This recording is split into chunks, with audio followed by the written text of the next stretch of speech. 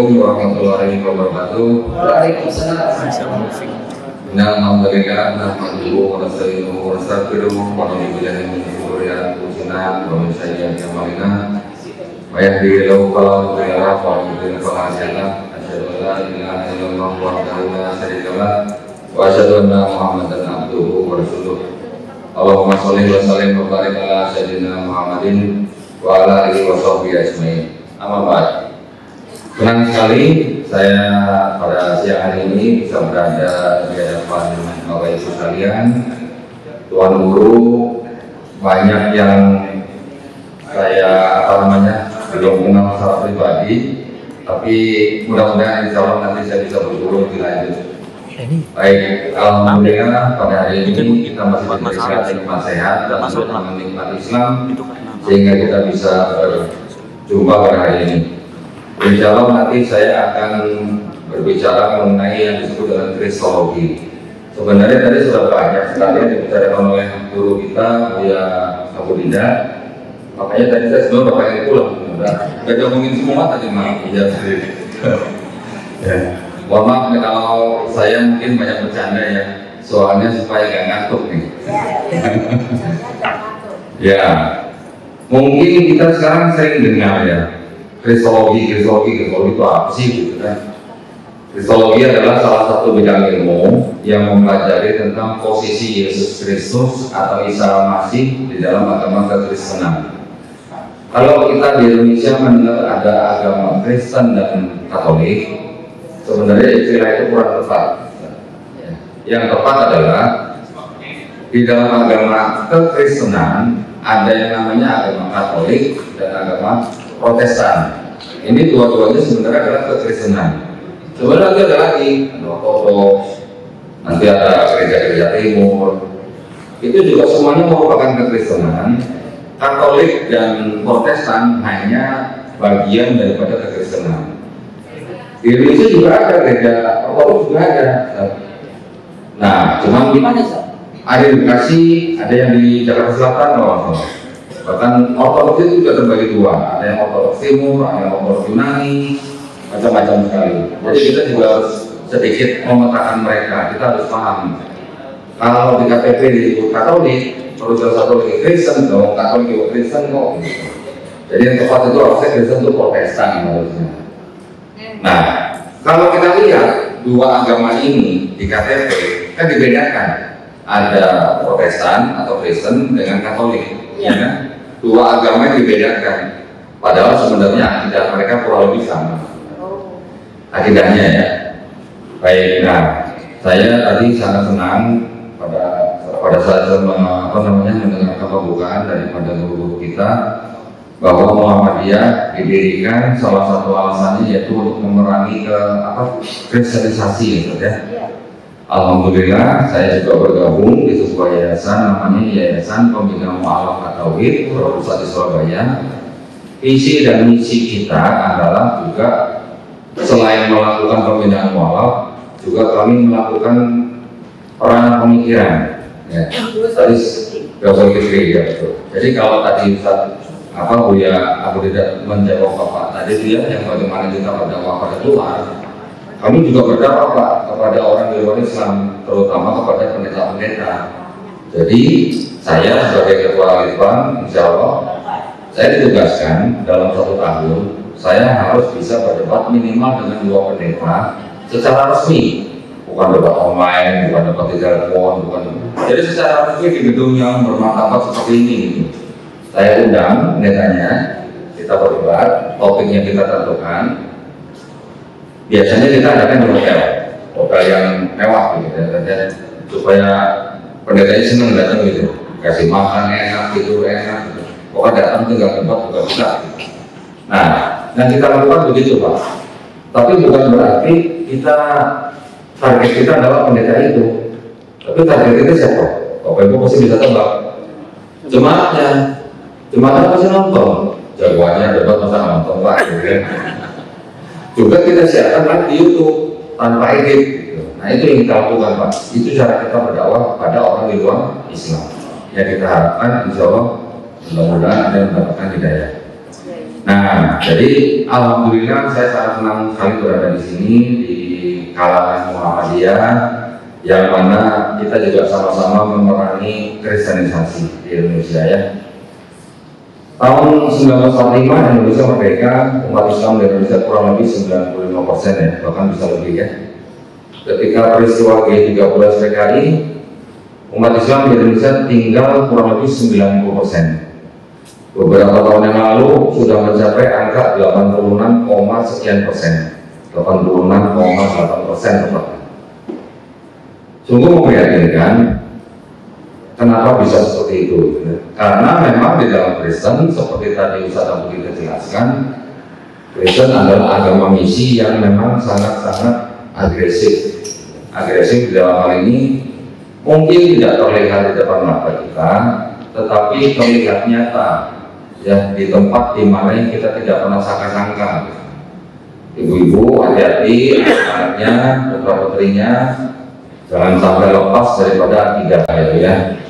Karena saya sering mendapatkan atau menerima tamu, bapak ibu, orang tua yang membawa anaknya, ada yang mau murtad, ada yang sudah murtad, bahkan ada yang sudah dibaptis, bahkan ada yang sudah hamil, dan sebagainya. Kurang lebih seperti itu. Ada yang bisa diselamatkan, diajak kembali ke Islam, tapi juga ada yang tidak bisa diselamatkan karena hal-hal tertentu mereka tidak bisa lepas gitu. Ya, pada waktu sudah memang sudah bukan tanggung jawab kita lagi ya. Tetapi apa yang kita lakukan adalah kita berusaha membentengi akidah umat Islam. Bagaimana caranya? Salah satunya adalah senjata ilmu kristologi. Kenapa kita mengambil ilmu kristologi? Karena buat kami, dan mudah-mudahan Muhammadiyah juga setuju, buat kami kristologi itu juga sebenarnya adalah dakwah tauhid, Pak. Karena apa? Karena kita menggunakan kristologi juga untuk mengajak orang bertauhid, terutama kepada umat Nasrani. Bagaimana caranya? Kita bongkar benar-benar. Ya, jadi kami juga yakin dan percaya bahwa Rasulullah bersama para sahabatnya juga berdakwah kristologi pada saat mereka berinteraksi dengan kaum Yahudi dan kaum Nasrani. Betul ya? Jadi buat kami Rasulullah juga merupakan kristolog atau orang yang mempelajari orang yang tahu tentang Yahudi dan Nasrani yang paling hebat di seluruh bumi. Kami ini tidak ada apa-apanya, kami tidak menerima wahyu. Rasulullah menerima wahyu. Begitu dia menjawab orang-orang Yahudi, menjawab orang-orang Nasrani, enak sekali ya, gitu contekannya. Kalau tadi teman saya Coki tadi nyontek dari Google, kalau Rasulullah langsung dari Allah. Gitu kan? Jadi kalau buat kita, dakwah kristologi juga dakwah tauhid, dakwah yang mengajak orang untuk bertauhid, insya Allah. Ya. Alhamdulillah, yayasan kami sudah berdiri sejak 2017 hingga kini. Kami sudah mengajak beberapa pendeta yang berdebat di forum yang terbuka, bisa ditonton di YouTube, bisa ratusan ribu yang menonton. Dan juga kami juga melakukan hal-hal beli gereja, sama seperti Muhammadiyah. Ya, Muhammadiyah juga kan sudah jadi belum yang gereja di Spanyol? Sudah ya. Alhamdulillah, keren banget ya. Kami juga begitu, tapi kami masih taraf nasional. Kita belinya gereja yang kecil-kecil tadi. Pernah kita membeli gereja di sebuah daerah di Jawa Tengah, di Klaten, Desa Dentan, yang mana gereja itu didirikan di dalam kampung Islam. Ya, kampungnya Muslim, Pak. Jadi kampung itu total semuanya Muslim, yang Kristen hanya 2 orang. Terus bisa ada gereja, ya? Gimana caranya?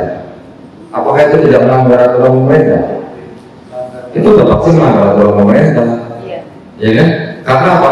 Di gereja itu setiap minggu yang kebaktian bukan orang kampung situ, tapi orang dari kampung luar yang datang, 2 mobil, 3 mobil setiap minggu. Tujuannya apa? Ya, pasti ada juga agenda untuk mengajak orang-orang kampung situ bergabung. Pasti lah, tidak bisa dipungkiri itu. Nah, pada saat COVID nggak boleh kegiatannya ya, kosong, tidak terurus sekitar 2 tahun. Akhirnya alhamdulillah karena kita juga mengikuti trik mereka, seperti ular gitu. Kita kirim utusan kita ya, yang masih KTP-nya Katolik gitu. Yang 2 gereja juga kita maunya 2 gereja ini untuk menjadi rumah Tuhan juga gitu. Ya, utusan kita juga bilang, itu memang kita juga mau jadi sama Tuhan, maksudnya juga sama Tuhan.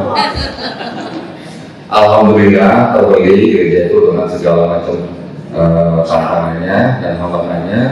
Begitu selesai kita tanda tangan di PPGB, langsung kita datang ke lokasi ke gereja. Yang saya cari apa Pak? Apa yang saya cari pertama kali? Salib. Salib yang saya cari pertama kali. Begitu saya masuk gereja, waktu-waktu itu di dalam gereja sudah kosong semua. Mimbar gereja sudah kosong semua. Saya pikir di atas mimbar kan biasanya ada salib kan? Itu yang menjadi incaran saya. Sebelum saya berangkat ke Klaten itu yang ada di bayangan saya itu saya pengen cari salibnya di atas mimbar gitu, pengen saya lepas gitu kan, pengen saya abadikan gitu kan. Sudah kosong semua, sudah diangkut semua sama pihak gereja. Pada ulangnya pas saya keluar dari bekas gereja itu, saya lihat di atas di bagian gedung depan masih ada salibnya. Nah, jadi kita suruh malah Pak RW yang naik ke atas, dia lepas itu, saya berikan. Alhamdulillah inilah sikap kita. Ya, kita membeli sebuah gereja yang kemudian kita jadikan masjid. Masjid yang kita sebut namanya sebagai apa? Masjid Isa Al-Masih. Alhamdulillah ya. Jadi posisi itu kita serahkan kepada MUI Klaten, kemudian MUI Klaten serahkan kepada lurah setempat. Alhamdulillah sekarang juga ramai. Ini ada di YouTube atau Pak? Ada, tapi sudah cukup lama tahun 2021 itu yang kita lakukan. Nah, dari situ juga ternyata umat Islam di Indonesia begitu dengar ada teman-teman Muslim mau beli gereja juga, animunya juga tinggi. Wah, mereka juga saling bantu gitu, mengirimkan dananya gitu, nggak mau ketinggalan pahalanya katanya. Masya Allah kan. Jadi itulah yang kami lakukan, beberapa kegiatan yang bisa kami lakukan untuk umat gitu ya. Alhamdulillah, kalau kita bicara kembali ke Kristologi tadi sudah saya sebutkan ya, yaitu salah satu bidang ilmu yang mempelajari tentang Yesus Kristus atau Isa Al-Masih di dalam agama Kristen. Tetapi yang lebih kita lakukan atau lebih kita dalami itu sebenarnya adalah apa? Kritik kristologinya. Artinya kita mengkritik posisi Yesus di dalam Kristen yang dianggap sebagai Tuhan. Kita mengetahui bahwa di dalam kekristenan mereka mengajarkan ajarannya itu dengan cara apa? Dogma ya, atau doktrinisasi ya. Orang kalau didoktrin itu kan mau benar mau salah, tapi kalau tiap hari tiap saat mendengar diterima oleh alam bawah sadar, akhirnya yang salah bisa benar, yang benar bisa salah gitu. Kalau doktrinisasi itu kan bangsa Jerman dulu waktu Perang Dunia Kedua tiap hari didoktrin Jerman itu bangsa atau ras yang unggul gitu. Jadi kita lebih tinggi dari bangsa yang lain.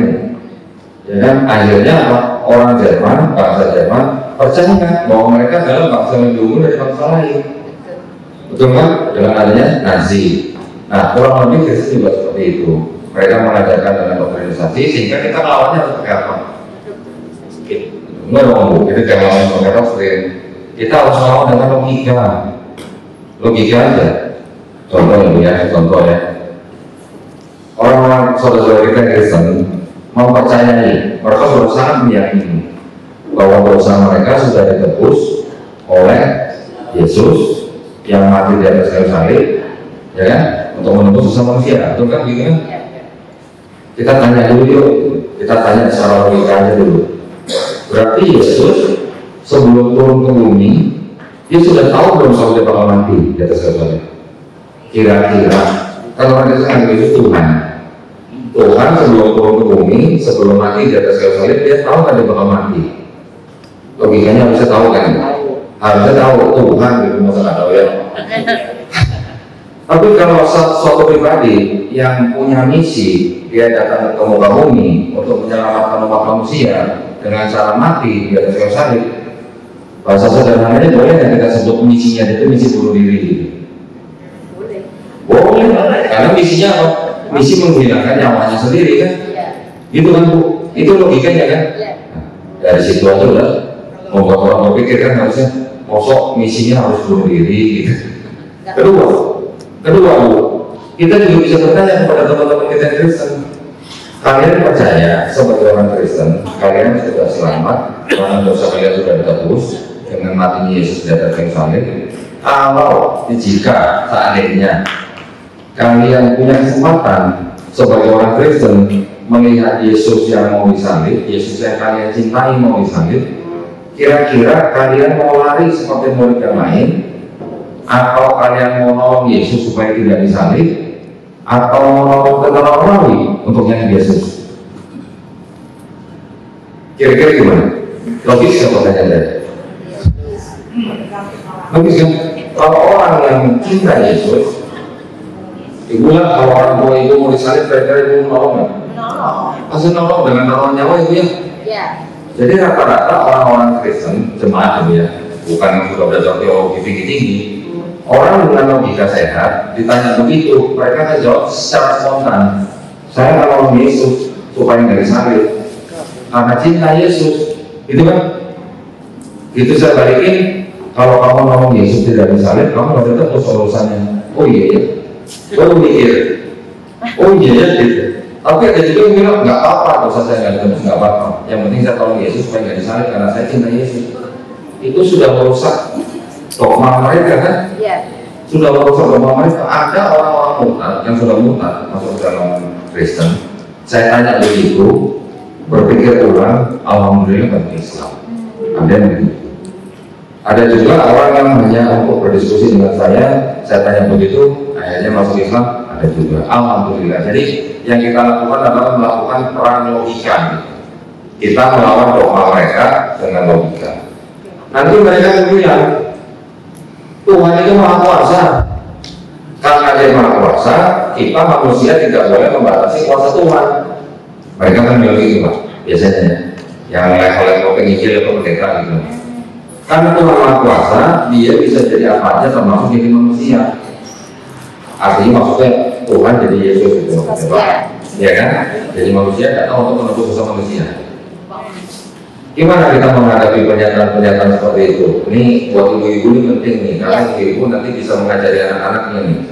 Ya, buat bapak-bapak juga nih, kalau bapak-bapak mungkin lebih banyak di kantor nih, saya nangkap ibu-ibu yang harus menjaga anak-anaknya nih.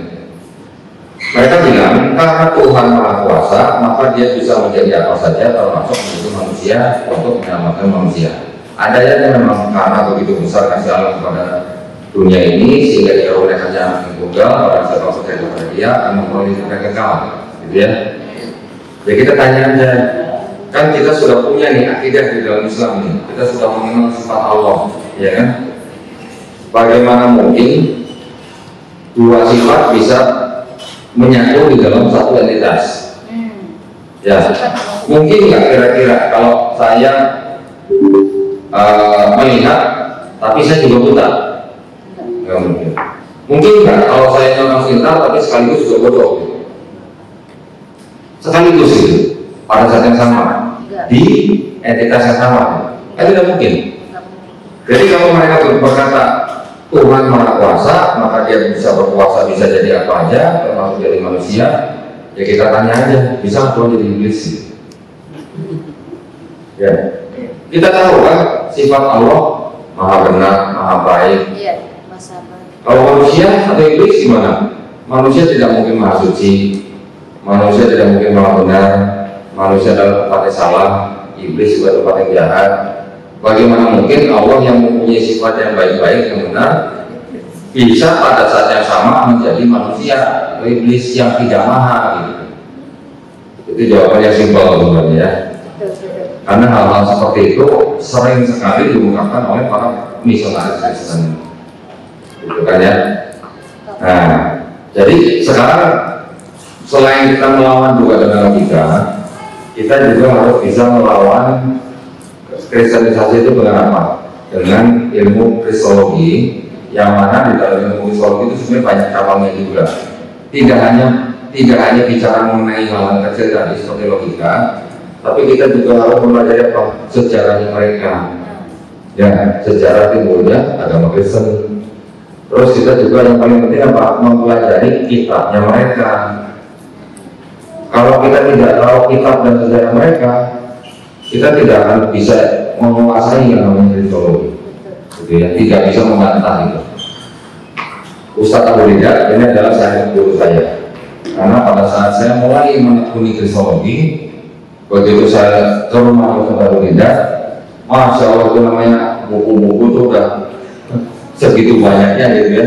Sampai akhirnya begitu saya memeriksa, wah ini cocok buat ilmu ini cocok buat ini. Akhirnya saya mau ngomong, tak pinjam tak buat bikin konten. Pinjam untuk gak dibalik-balikin. Nah, ternyata pada saat kita mempelajari sejarahnya Kristen, tapi ini sebelumnya saya bikin disclaimer dulu ya. Tidak semua umat Islam harus belajar kristologi. Ini disclaimer saya ya. Tidak semuanya, jadi itu sebenarnya nggak perlu. Bapak-bapak juga kalau memang profesi tertentu juga tidak perlu. Tetapi ilmu kristologi adalah ilmu yang harus kifayah. Ya, kalau sudah yang menekuni ya sudah. Bapak Ibu yang lebih penting adalah memastikan anak-anak kita tetap harus belajar Quran dulu, belajar Islam dulu dengan baik, dengan menyeluruh, insya Allah menjadi hafiz Quran, ya. Baru kalau ada yang sudah menguasai Islam dengan baik mau belajar kristologi silahkan monggo. Kalau saya kan berasal dari sana, saya kan mantan kafir, jadi saya sudah sedikit familiar gitu dengan kitab Bible gitu ya. Jadi ya saya mungkin mendapatkan apa namanya dispensasi lah ya, karena saya sudah menguasai kitab mereka gitu lah. Saya juga sedang mengejar belajar Quran dan belajar Islamnya. Tetapi maksud saya adalah begini, pada saat kita belajar kristologi, kita harus bisa membuktikan kepada saudara-saudara kita Kristen, bukan berarti kita membenci orang Kristen ya, bukan ya, jangan disalahkan.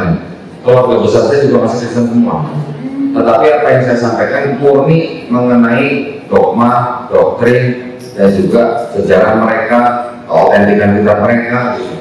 Yang mana tujuan akhir saya adalah apa? Ayo berpikir. Gitu. Saya cuma mengajak orang-orang berpikir aja. Gitu.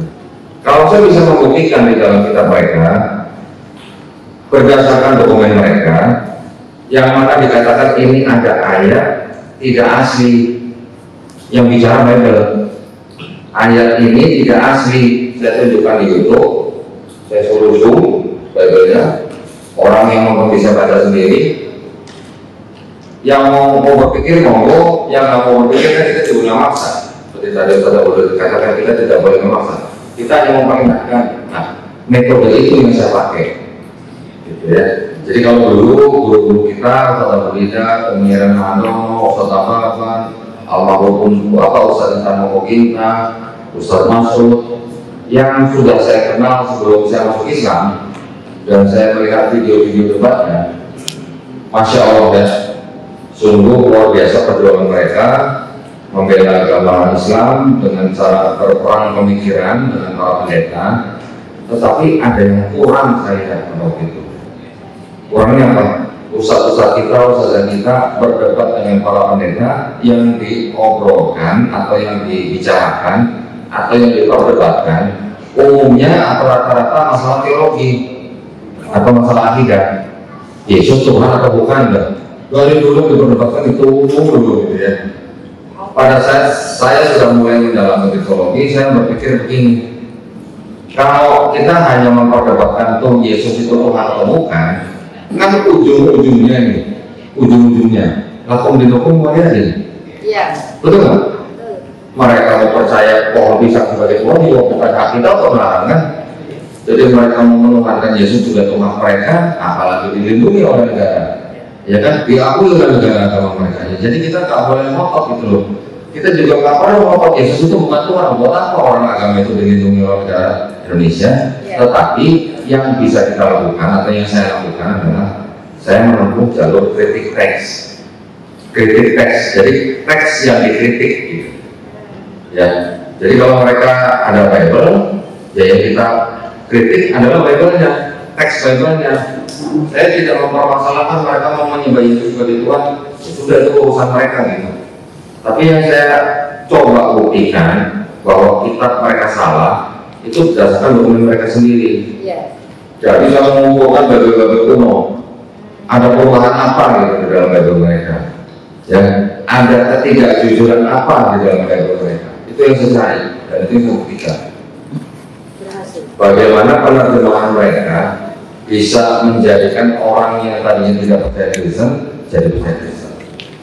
Kalau tadi Ustaz Abu Lidat membacakan Lukas 2 ayat 11, dikatakan hari ini telah hadir bagimu Yesus Tuhan. Tulisannya T-U-H-A-N. Ya. Kalau di orang Indonesia kebanyakan ya, orang Indonesia kebanyakan yang sudah berpendidikan gitu. Tahu lah arti kata Tuhan itu apa ya? Apa arti kata Tuhan apa bu? Sesembahan ini ilah gitu, atau sesuatu yang disembah kalau berdasarkan KBBI gitu ya. Tetapi kalau kata Allah artinya apa? Itu apa? Siapa? Nama atau bukan? Siapa Rob kita? Allah. Jadi namanya Tuhan kita siapa? Allah. Betul? Betul? Di dalam bahasa orang Kristen, khususnya di Indonesia dan Malaysia, mungkin di Mesir beda ya. Bible di Indonesia dan di Malaysia, khusus kata Allah itu bukan nama. Nah, bukan nama kalau di Bible orang Kristen. Tapi apa? Sebutan, title, ya, gelar, bukan nama kalau di Bible orang Kristen. Saya lupa bawa kalau ini bisa bawa ya. Jadi di Bible orang Kristen kata Allah itu sebenarnya hanya title atau gelar atau sebutan umum yang ditujukan kepada siapa? Kepada Tuhan yang Maha Esa. Dalam hal ini di dalam orang Kristen khususnya di Perjanjian Baru mereka sebut dengan Bapa, atau yang dianggap Yesus berdoa pada Bapa atau Yesus menyebut Tuhannya Bapa. Kata Allah itu ditujukan untuk Bapa itu, Bapa ya. Kata Tuhan ini ditujukan kepada siapa? Kepada Yesus. Sedangkan kalau kita baca Bible bahasa Inggris, kalau God itu diterjemahkan ke bahasa Indonesia apa siapa? Tuhan. Tetapi sama orang Kristen Indonesia, kata God itu diterjemahkan menjadi kata Allah. A-L-L-A-H, A-nya besar. Bingung nggak kita kalau berdasarkan KBBI? Bingung nggak? Harusnya God itu ke dalam bahasa Indonesia kan Tuhan, tetapi diterjemahkan di dalam Bible menjadi Allah. Itu yang menjadi masalah. Ketika kita tanya apa bedanya Tuhan dan Allah kepada orang Kristen, ada yang bilang sama aja, ada yang bilang Allah itu Tuhan yang di surga, Tuhan itu adalah Allah yang berkarya di bumi, macam-macam dengan segala macam penafsiran itu. Tetapi sama-sama gelar, bukan nama. Jadi namanya siapa? Kalau yang di Bible itu, mereka menggunakan nama siapa? Yang di dalam kitab Perjanjian Lama. Di Perjanjian Lama ada sebenarnya 7 nama Tuhan dalam tradisi Yahudi ya. Dalam 7 nama Tuhan dalam tradisi Yahudi ini siapa aja? Eloah, Elohim, El Shaddai. Kemudian ada satu nama yang terdiri hanya dari 4 huruf, Yod-He-Vav-He, tulisannya Y-H-W-H. Orang Kristen menyebut Yahweh, padahal orang Yahudi nggak kenal Yahweh, nggak ada orang Yahudi sebut Yahweh, nggak ada. Kata Yahweh ciptaan orang Kristen. Kemudian yang terakhir namanya baru Zebaoth. Dari 7 nama ini, yang dianggap paling suci adalah yang nomor 6, yang Yod-He-Vav-He itu. Orang Yahudi untuk menyebut nama ini, mereka mengganti dengan sebutan apa? Adonai atau Hashem. Ya, jadi kalau Adonai, Hashem. Kalau Adonai itu dalam bahasa Arabnya bisa disejajarkan dengan kata Roh, Tuhan. Kalau Hashem itu bisa disejajarkan dengan kata nama itu. Ya, nama itu. Jadi Yod-He-Vav-He itu kan nama, tapi tidak boleh disebutkan karena orang Yahudi sangat dilarang untuk menyebutkan kata yang 4 huruf itu. Yang boleh menyebutkan khusus hanya imam besar mereka yang disebut dengan Kohen Gadol, yang mana mereka boleh menyebutkan hanya 1 tahun sekali ketika mereka masuk dalam kemah perjanjian. Nah, ini udah private ya. Kalau kita sudah bicara Yahudi, kita juga harus mengenal nih kitabnya orang Kristen itu apa gitu, bagaimana sejarahnya, berasal dari mana. Saya ada beberapa slide di sini yang mungkin bisa saya bagikan. Nah, ini ya. Kalau yang ini saya membuat begitu banyak kotak-kotak di situ untuk menggambarkan bagaimana Kristen terpecah, ya. Dan di situ juga saya menggambarkan bagaimana Kristen terbentuk. Jadi mulai terbentuk sampai terpecah. Bentar saya izin dulu ya.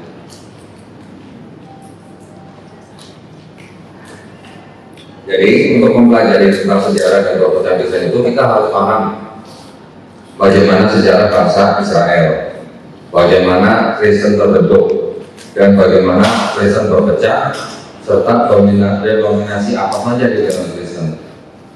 Oke, saya di sini mungkin waktunya juga kan terbatas ya.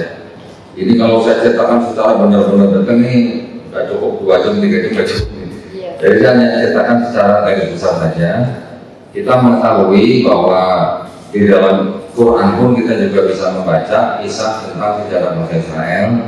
Di luar daripada Quran juga ada Sirah Nabawi, juga ada kitab-kitab dari ulama-ulama kita, bahwa bangsa Israel itu adalah bangsa yang memang hidupnya sudah ratusan tahun, bahkan ribuan tahun di bawah bangsa lain, betul ya? Iya. 430 tahun lebih bangsa Israel hidup di bawah penguasaan bangsa Mesir, betul ya? Firaun. Nah, Firaun menyembah siapa ya? 350 tahun di Mesir dikuasa bawah Firaun. Nah, jadi bangsa Mesir dari zaman itu sudah menyembah siapa? Menyembah dewa-dewa ya? Dewa-dewa. Ya, sistem kepercayaan yang menyembah dewa-dewa itu kita sebut sekarang dengan istilah pagan. Ya, pagan ya. Nanti belakangan pasti akan sering ngomong pagan. Kedua, mereka kira-kira hampir 2 abad juga dikuasai oleh bangsa Assyria. Ketika bangsa Israel keluar dari Mesir, mereka masuk ke dalam tanah Kanaan, kemudian dibagi menjadi 12 wilayah karena bangsa Israel adalah 12 suku, dipimpin oleh hakim-hakim. Kemudian mereka minta kepada nabi mereka untuk dipimpin oleh seorang raja, diangkatlah raja pertama Raja Saul atau Talut ya. Kemudian digantikan oleh Raja Daud alaihissalam, digantikan oleh Raja Sulaiman alaihissalam. Setelah Raja Sulaiman alaihissalam meninggal, wafat, kerajaan Israel terpecah menjadi 2, kerajaan Israel Utara, kerajaan Israel Selatan. Kira-kira abad ke-10 sebelum Masehi. Ya. Kemudian tidak lama Israel Utara dikuasai oleh bangsa Assyria. Kira-kira 150 tahun sesudahnya Babilonia masuk ke dalam tanah Kanaan. Bangsa Assyria dikalahkan, sekaligus mereka mengalahkan Israel Selatan. Israel Selatan dihuni oleh 2 suku bangsa Israel, yaitu bangsa Yehuda dan bangsa Benyamin, suku Benyamin. Yang utara 10 suku yang lain. Kemudian setelah dikuasai oleh bangsa Babilonia, Bani Israel diasingkan ke Babilonia. Ya, itu juga cukup lama, kira-kira bisa berkurang bisa 100 tahun gitu. Kemudian datanglah bangsa Persia menguasai Babilonia. Kemudian bangsa Persia ini mengalahkan Babilonia, melepaskan bangsa Israel kembali ke tanah Kanaan. Ya, akhirnya mereka membangun kembali Bait Suci. Yang kedua, yang pertama dibangun oleh Nabi Sulaiman alaihissalam. Tidak lama datanglah bangsa Yunani, Alexander the Great, menguasai bangsa Persia, menguasai Mesir, menguasai Palestina juga. Jadi hampir semua daerah di situ dikuasai oleh Yunani. Datanglah masa yang disebut dengan masa Helenisme, ya, atau Helenistik. Bangsa Yunani juga mempunyai kepercayaan menyembah dewa-dewa. Jadi kan ada dewa Zeus yang paling tinggi. Nanti dewa Zeus ini menghamili seorang perempuan muda bernama Danae dalam hujan emas, punya anak namanya Perseus. Perseus ini setengah manusia, setengah dewa. Oke, menghamili perempuan lagi, punya anak Hercules. Menghamili dewi yang lain, punya anak Dewi Helen. Jadi dewa Zeus ini dewa yang paling tinggi, tapi juga dewa yang paling selamitan gitu. Ya, menghamili punya anak. Kalau dari manusia ini disebut setengah manusia, setengah dewa. Oke, ini konsepnya begitu ya, kepercayaannya begitu. Kristen bagaimana? Yesus dianggap sebagai anak Tuhan. Dianggapnya 100% manusia, 100% Tuhan. Mirip nggak konsepnya? Mirip. Walaupun detailnya tidak sama, walaupun yang Kristen jauh lebih detail, tapi konsepnya sudah ada. jauh sebelum ada Yesus. Konsepnya ya, saya. Oke. Dari situ bangsa Israel setelah di dalam kekuasaan bangsa Yunani, baru kira-kira abad pertama, kira-kira tahun 60-an itu beralih ke bangsa Romawi, ya selama ratusan tahun. Jadi mungkin boleh dikatakan sebelum merdeka, bangsa Israel itu adalah bangsa yang hampir seumur hidupnya atau seumur sejarahnya selalu berada di bawah penguasaan bangsa lain yang rata-rata yang menguasai itu adalah bangsa-bangsa yang menyembah pagan, penyembah atau penganut pagan, penyembah dewa-dewa. Ya, Assyria juga punya dewa-dewa, ada 3 dewa. Babilonia juga punya 3 dewa, ada Tamrus, Semiramis. Persia juga punya 3 dewa, ada Ahura Mazda, ada Mitra. Nanti di daerah yang lain, India juga punya Trimurti. Di Mesir juga ada 3 dewa, Osiris, Horus, Ra. Nanti di Eropa, jadi daerah-daerah situ memang sudah merupakan daerah-daerah yaitu orang-orang yang sudah terbiasa menyembah Tuhan yang teriak. Teriak itu apa? Teriak itu 3 tapi 1 gitu. Nah, ya. Yang tahu zaman Arab. Nah, itu memang merambah ke Arab Saudi. Siapa gara-garanya yang pertama kali membawa tuh patung-patung? Ada seorang Arab yang membawa patung dari Syam, namanya Ahmad bin Muhair. Ya, yang itu sebenarnya souvenir sebenarnya. Awalnya souvenir gitu. Tapi karena dia tahu bahwa di sana tuh dia disembah karena mungkin hanya sebagai perantara, satu ditaruh, yang lain nyusul.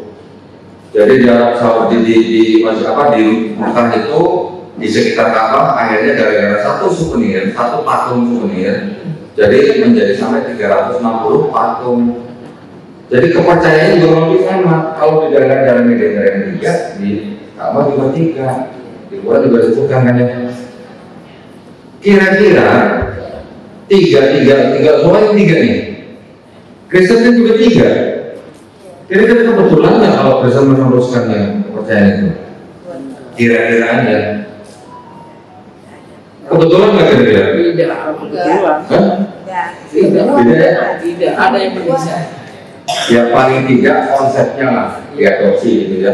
Konsepnya diadopsi karena juga sampai abad kedua itu hampir dikatakan tidak ada wacana Roh Kudus juga Tuhan. Awalnya hanya Yesus saja dipertentangkan gitu. Yesus ini Tuhan atau bukan itu dipertentangkan oleh banyak kelompok di dalam Kristen. Yang disebut dengan Trinitas itu juga tidak timbul dengan kalau orang Jawa bilang ujuk-ujuk gitu. Ya, timbulnya nggak tiba-tiba gitu. Ada pertentangan sebelum ditetapkannya Trinitas. Mungkin ada dulu yang namanya disebut dengan konsep atau ajaran doketisme. Doketisme itu apa? Pemahaman yang atau keyakinan bahwa Yesus itulah cuma wujudnya Tuhan di bumi gitu. Dikalahkan oleh kelompok yang namanya separatisme. Separatisme percaya bahwa Yesus itu sebelum dibaptis belum Tuhan. Pada waktu dibaptis baru jadi Tuhan. Pada waktu Yesus disalib yang diangkat Kristusnya bukan Yesusnya. Gitu. Ini ajaran separatisme, memisahkan, separate gitu ya. Habis itu ada lagi kelompok yang cukup bertahan lama namanya kelompok modalisme. Modalisme itu yang mengatakan bahwa Bapa itu ya Yesus itu ya Bapa. Kita penasaran saya, sejak kapan Yesus itu dibaptis itu? Dibaptis? Tadi kan disebut Yesus itu dibaptis. Ketika dia berusia kurang lebih 29 atau 30 tahun. Jadi kalau di dalam Bible-nya Kristen itu ada seorang nabi yang sangat hebat karena nabi ini bisa membaptis Tuhan. Namanya Yohanes Pembaptis. Oke. Ada lagi di Bible-nya Kristen juga ada tentara yang paling hebat di seluruh dunia. Tentara itu. Tentara Romawi. Karena tentara Romawi yang bisa membunuh Tuhan gitu. Bisa menyalip Tuhan gitu. Oke. Nah itu bercanda ya. Tapi walaupun bercanda, coba dipikir aja. Bisa nggak menjadi alasan atau trigger buat kita untuk berpikir? Ya, apakah mungkin Tuhan yang Maha Kuasa itu bisa dibunuh oleh ciptaannya sendiri? Orang Kristen akan bilang mungkin, karena mereka secara tidak sadar mereka meneruskan ajaran-ajaran pagan bangsa-bangsa sebelumnya. Gitu ya, mereka sudah mempercayai bahwa Tuhan atau dewa itu bisa jadi manusia atau bisa punya anak manusia, begitu. Loh, tapi memang pertentangannya memang banyak sekali sampai akhirnya tadi dogmatisme, separatisme, modalisme, sampai akhirnya dikalahkan oleh kelompok yang mayoritas bernama Trinitarianisme. Trinitarianisme percaya Yesus itu Tuhan, Bapa Tuhan, Roh Kudus Tuhan, tapi bukan tiga Tuhan, tapi satu Tuhan. Bapa Maha Kuasa, Yesus Maha Kuasa, Roh Kudus Maha Kuasa, tapi bukan tiga Maha Kuasa, tapi satu Maha Kuasa.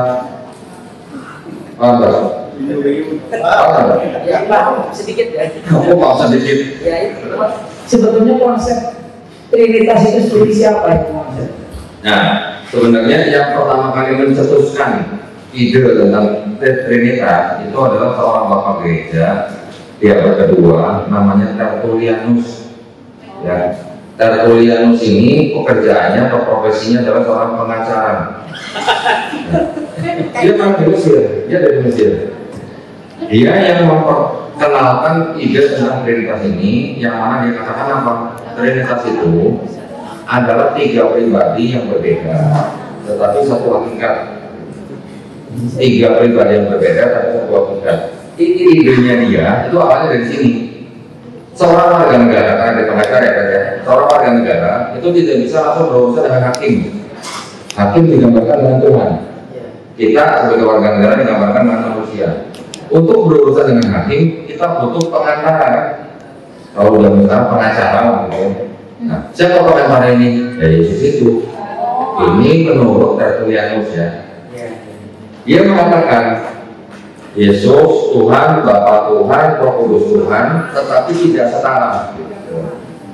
Baru nanti di abad keempat ada bapak gereja yang lain, namanya Athanasius. Dia yang merubah pemahaman Tertullianus ini menjadi apa? Ketiganya setara. Nah, itu melalui begitu banyak konsili. Konsili pertama tahun 325 di Nicea, yang sekarang di Turki ya. Tahun 325 Masehi menyatakan bahwa Yesus punya hakikat yang sama dengan Bapa. Pertama. Konsili kedua di Konstantinopel tahun 381 Masehi menyatakan bahwa Roh Kudus juga punya hakikat yang sama dengan Bapa, makanya Roh Kudus juga Tuhan. Yang ketiga, konsili di Efesus tahun 431 Masehi menyatakan bahwa Bunda Maria, ibunya Yesus, itu disebut sebagai Theotokos, Bunda pengantar Tuhan umumi. Ya. Kenapa kok bisa dari konsili yang ketiganya ya Efesus ini? Karena ternyata di abad keempat di daerah Arab itu ada aliran Kristen yang menyembah Maria sebagai Tuhan. Nah, maka itulah di surat Al-Maidah ada dialog, seperti dialog Allah SWT menanyai Nabi Sallallahu, apakah benar kamu pernah menjadikan dirimu dan ibumu sebagai sesembahan? Betul kan? Ya. Itu ayat untuk menangkis paham bahwa Maria juga disebut sebagai Tuhan. Oke. Berikutnya konsili Chalcedon. Sebentar, Pak. Apakah di Bible sendiri ada konsep Trinitas?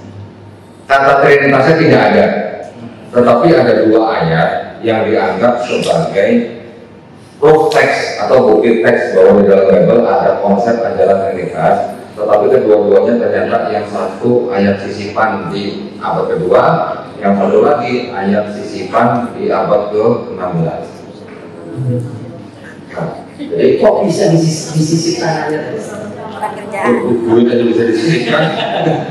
Berarti ayat juga bisa disisipkan. Nanti itu sampai. Ini kejawab kecepatan aja ini.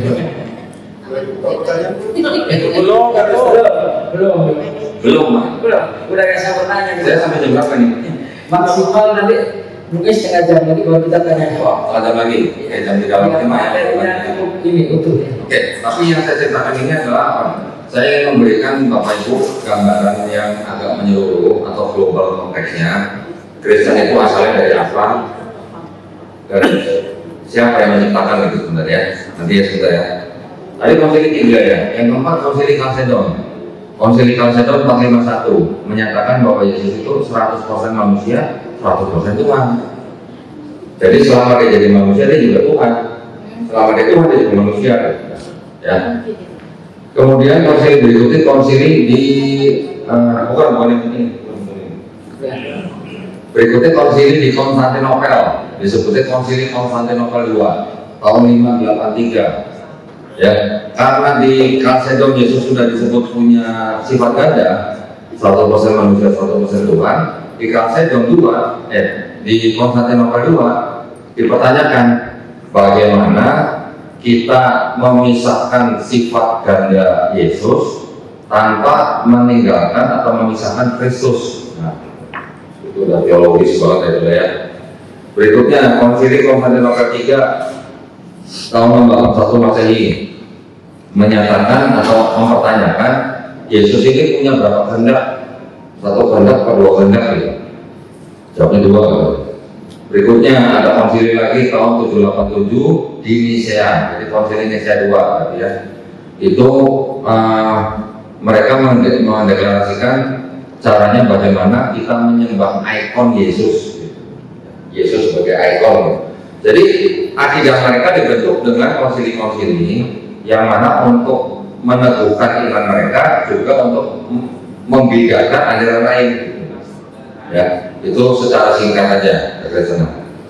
Baik, nah tadi saya ulangi sedikit dari sini yang tabel ini, dari di atas ini, yang gambar tabel di atas. Ini penting nih. Terus tolong naik halaman ketiga. Nah ini stop. Di slide ini saya ada gambarkan agar kitab yang namanya Tanakh. Kitab Tanakh itu adalah kitabnya orang Yahudi, ya, kitab orang Yahudi. Tanakh itu adalah singkatannya apa? Torah, Nevi'im, Ketuvim. Jadi ada 3 kelompok kitab-kitab gitu. Yang pertama Torah itu adalah apa? Torah itu adalah 5 kitab Musa. Di dalam Bible mereka disebut dengan Kejadian, Keluaran, Imamat, Bilangan, Ulangan. Nevi'im itu adalah kitab yang menceritakan tentang nabi-nabi, nabi, itu nanti ada nabi-nabi besar, nabi-nabi kecil. Nabi besar itu ada Yesaya, Yesia, Yeremia, nabi kecil ada Hagai, Habakuk, Mayaki dan sebagainya. Ada Yunus. Kemudian yang kelompok berikutnya adalah kelompok yang Ketuvim. Ketuvim itu adalah kelompok kitab-kitab yang dipercaya sebagai tulisan-tulisan orang bijak. Termasuk di dalamnya ada tulisan-tulisan nabi-nabi, termasuk kitab-kitab yang disebut Mazmur. Nah, kalau di dalam Quran kita mengenal dengan sebutan Zabur, ya. Nanti ada lagi tulisan-tulisan yang dianggap sebagai tulisan Nabi Sulaiman alaihissalam, ada Amsal, ada Kidung Agung dan sebagainya. Nah, satu kitab ini dengan 3 kelompok itu disebut dengan kitab Tanakh. Tanakh ini disusun kira-kira tahun 450 sebelum Masehi, ya, jadi sebelum ada Nabi Isa Masih. Kira-kira di abad ketiga tahun 270 Masehi, karena di Alexandria Mesir itu sudah menjadi yang disebut sebagai pusat ilmu, ya, pusat ilmu, dan pada waktu itu Alexandria Mesir sudah dikuasai oleh Raja Ptolemy, ya, Ptolemy, bacanya Patlami, saya tahu baca kalau orang Mesir yang asli itu bacanya, saya bacanya Ptolemy gitu. Ya, Raja Ptolemy ini adalah raja boneka dari Yunani, dari Alexander Agung, ya, dibuat dinasti. Raja Ptolemy II ini yang memerintahkan orang-orang Yahudi dari Yerusalem, 72 raja-raja, menerjemahkan kitab Tanakh ini menjadi kitab Septuaginta namanya.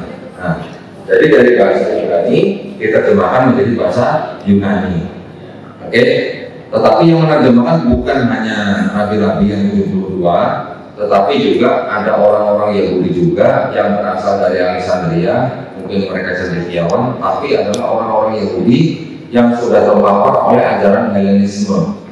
Nah, ya, jadi di kawasan itu kan memang semuanya sudah Helenisme. Mesir pun juga terpapar Helenisme karena dari Yunani kuno, gitu ya. Jadi kitab Septuaginta ini yang menerjemahkan orang Yahudi, sebagian yang terpapar Helenisme. Kemudian di abad-abad kedua, ketiga, keempat, kitab Septuaginta ini namanya diresensi namanya. Diresensi itu artinya apa? di apa ya, dikritik terjemahannya gitu ya, atau mungkin bisa di update gitu terjemahannya. Untuk apa? Supaya seolah-olah berbicara mengenai Yesus di Perjanjian Baru, kitab Kristen. Jadi seolah-olah kitab Septuaginta ini dibuat menjadi seolah-olah bernubuat atau berbicara mengenai Yesus yang akan datang gitu. Barulah kitabnya orang Kristen itu kan ditulis kira-kira pertengahan abad pertama sampai abad kedua. Kitab orang Kristen disebut sebagai Perjanjian Baru. Yang Septuaginta di tengah itu menjadi Perjanjian Lama, gitu ya. Jadi Perjanjian Lamanya orang Kristen berasal dari kitab Septuaginta yang diterjemahkan dari kitabnya orang Yahudi tanah itu. Oke, menjadi Perjanjian Lama ditambah dengan Perjanjian Baru, kitabnya orang Kristen dijadikan satu. Inilah kitabnya orang Kristen. Orang Yahudi kalau dikasih kitab Septuaginta suruh baca, kira-kira mau nggak? Nggak mau. Dibuang sama sampah. Mereka benar. Kenapa? Bukan soal asli adanya, tetapi karena di dalam kitab Septuaginta itu sudah terdegradasi gitu maknanya. Penafsirannya sudah berbeda gitu. Ya, kata-katanya terjemahannya sudah ada yang berubah sedikit. Bukan sekedar pindah bahasa saja. Bukan, tetapi juga ada muatan teologis. Jadi orang Kristen akan bilang Yesus sudah dinubuatkan di kitab Perjanjian Lama. Perjanjian Lama yang berasal dari Septuaginta yang sudah dirubah-rubah. Siapa yang merubah-rubah? Ada bapak gereja namanya Bapak Origen. Nanti ada lagi Lucian. Nanti sampai di abad keempat ada bapak gereja namanya Hesisius. Nah, 3 orang bapak gereja ini yang meresensi kitab Septuaginta sehingga menjadi Perjanjian Lama, sehingga orang Kristen berpatokan Yesus sudah dinubuatkan di Perjanjian Lama. Orang Yahudi yang punya tanah bilang nggak ada itu namanya nubuat Yesus di tanah, itu nggak ada. Perspektifnya Yahudi dengan perspektifnya Kristen terhadap Septuaginta itu jauh berbeda. Ya, maka itulah orang Yahudi akhirnya berpisah dengan Kristen, terpecah dengan Kristen. Jadi yang tetap menggunakan kitab tanah itu disebut dengan Yahudi Rabini.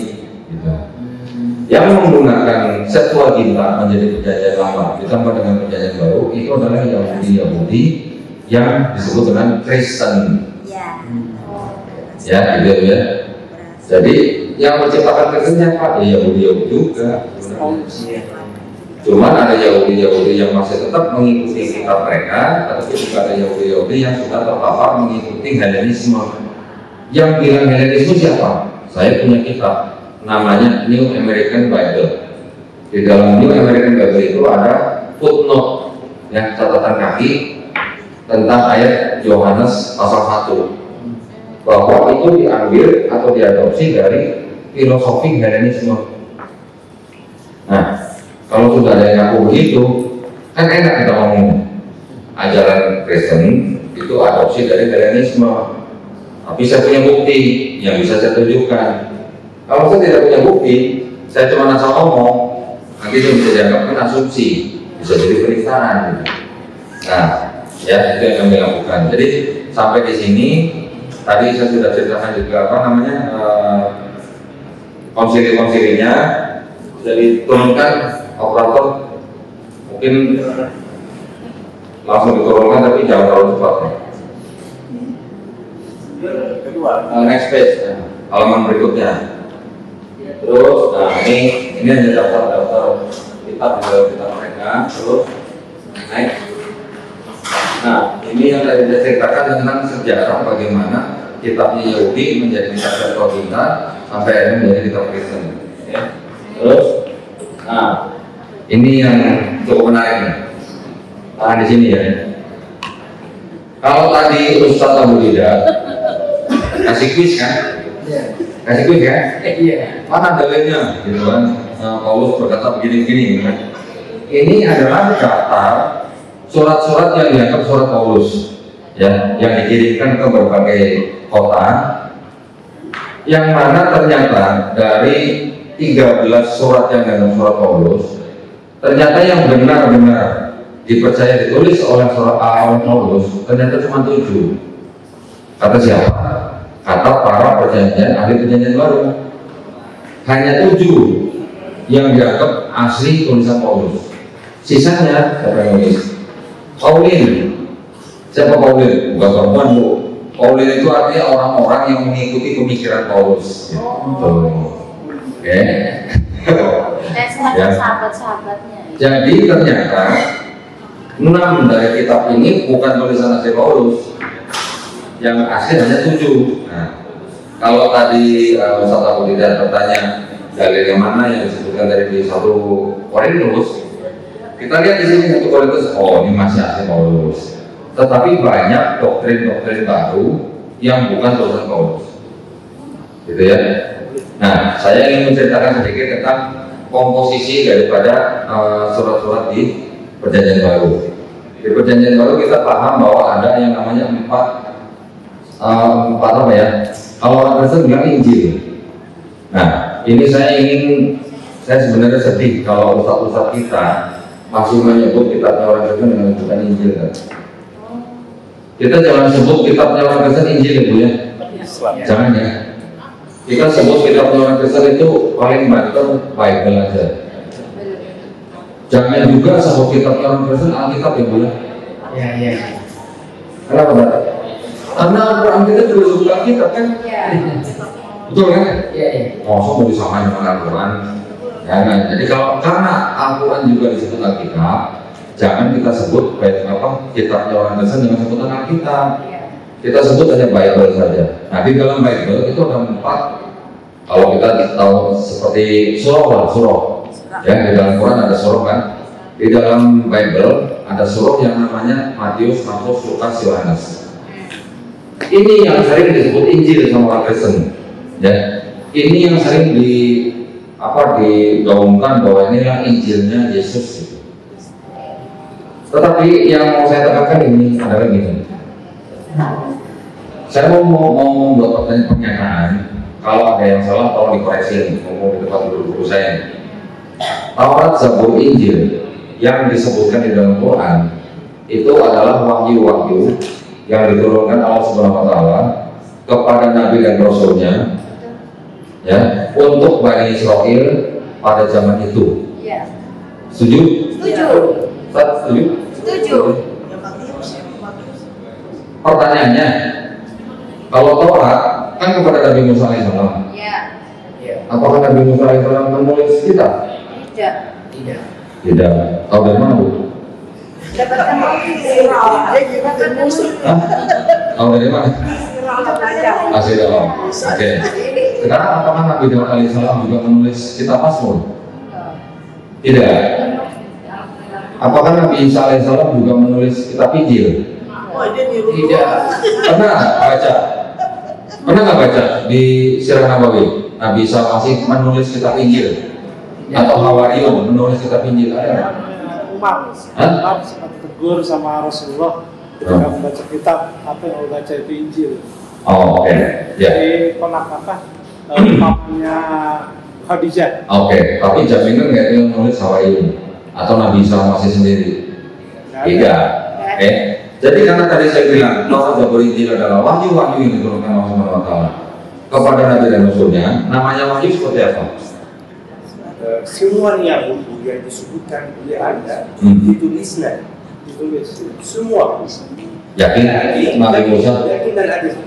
Nanti ada ini 4. Tapi asal usul hukumnya ditulis Nabi dan sahabat zaman itu.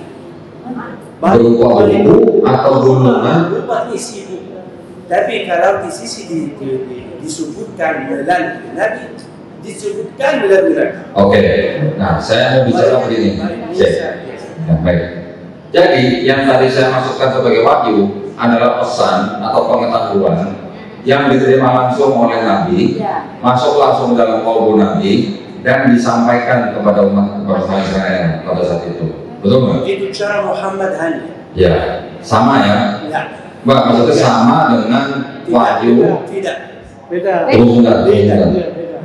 Tunggu sebentar. Yang saya maksud wahyu yang diterima oleh Nabi ya entah itu Nabi Musa alaihissalam ataupun Nabi Muhammad SAW, diterima masuk dalam kaum Nabi, disampaikan kepada umatnya. Hanya Muhammad. Cara ini hanya khusus Muhammad. Cara Musa bin, Kalau Nabi Musa langsung Isa bin, wahyukan 40 hari itu. Betul. Maksudnya gini, mau minta tolong jangan dipotong dulu ya, supaya sama. Supaya sama maksudnya. Maksud saya adalah wahyu yang diturunkan kepada nabi-nabi dan rasulnya bisa masuk ke dalam kaum Nabi, kemudian Nabi menyampaikan kepada umatnya. Ya, kalau tadi bilang Nabi Musa melalui wahyu 40 hari di Gunung Sinai, itu kan juga disampaikan kepada umatnya. Melalui ada bukan dia turun, Nabi Musa turun dari gunung, ada bukunya, udah ditulis. Buku atau loh batu sih? Batu ya, maksudnya saya batu, tapi ada kesalahan Allah di dalam batu. Itulah maksud saya. Itu maksud saya. Jadi bukan berarti buku yang kita lihat zaman sekarang. Iya. Betul? Jadi yang dimaksud adalah luh batu. Tetapi luh batu itu yang kita anggap sebagai Taurat lah, paling jauh. Betul? Setuju ya? Jadi caranya adalah tetap saja yang diterima pada Nabi dan Rasul, walaupun itu dalam bentuk luh batu, disampaikan kepada Bani Israel, itu yang menjadikan disebut sebagai Taurat. Pertanyaan saya, apakah Bible-nya orang Yahudi, yang tadi 3 itu, Bible-nya orang Yahudi, Bible-nya orang Kristen, apakah itu yang disebut dengan Taurat, Zabur, Injil? Nah, intinya adalah itu. Oke, itu bukan gitu loh. Sebentar, saya penasaran ya ini. Itu di dalam Bible yang asli Hawarim itu siapa saja? Di dalam Bible maksudnya namanya? Ya kan Paulus ini disebut Rasul tapi dia bukan murid. Nanti nyampe ke situ. Jadi sebutan Rasul di dalam tradisi Kristen itu berbeda dengan sebutan Rasul di dalam Islam. Kalau di dalam Islam, Rasul itu adalah dia menerima risalah daripada Rasulullah. Kalau Rasul di dalam Kristen itu hanya terbatas sebagai apa ya, pengikut gitu atau murid gitu. Murid, bukan Rasul yang kurang lebih seperti Nabi gitu, ya, bukan, beda. Kabarnya kan Paulus bukan Hawarim, bukan orang yang pernah ketemu Yesus. Bukan orang yang pernah jalan-jalan bareng Yesus, dan juga bukan orang yang pernah ngopi bareng Yesus. Iya. Masuk juga Matius, Lukas itu bukan murid Yesus. Nah, bentar. Beberapa kayaknya cepat. Saya ingin menerangkan agak ke belakang. 5 menit lagi tanya jawab. Punya ini ya, punya background. 2 menit lagi.